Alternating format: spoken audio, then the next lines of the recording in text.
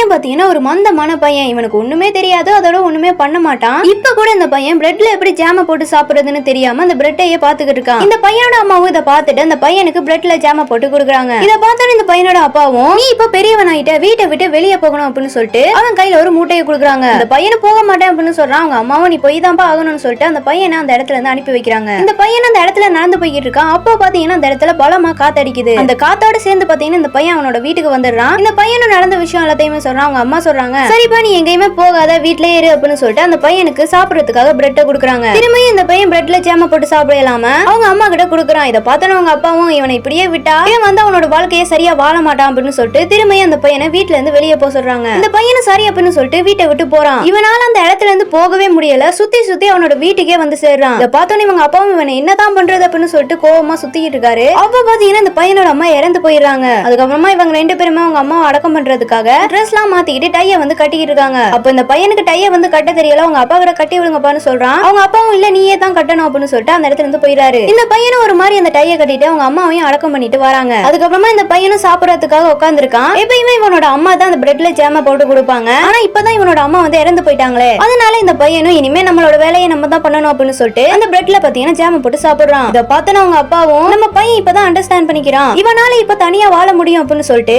உன்னால இப்போ இந்த இடத்துல இருந்து போக முடியும் அப்படின்னு சொல்றாரு. இந்த பையனும் சரிப்பா அப்படின்னு சொல்லிட்டு அந்த இடத்துல இருந்து போறான். கொஞ்ச நேரத்துக்கு அப்புறம் அப்பாவும் என்னடா பையனை காணான்னு சொல்லிட்டு பாத்துக்கிட்டு இருக்காரு. பார்த்தா அந்த பையன் பாத்தீங்கன்னா அந்த இடத்துல இருந்து போயிருப்பான். அப்ப இவரும் தனியா என்னோட பையன் இனிமே வாழ்ந்துக்குவான் அப்படின்னு சொல்லிட்டு ரொம்பவே சந்தோஷப்படுறாரு.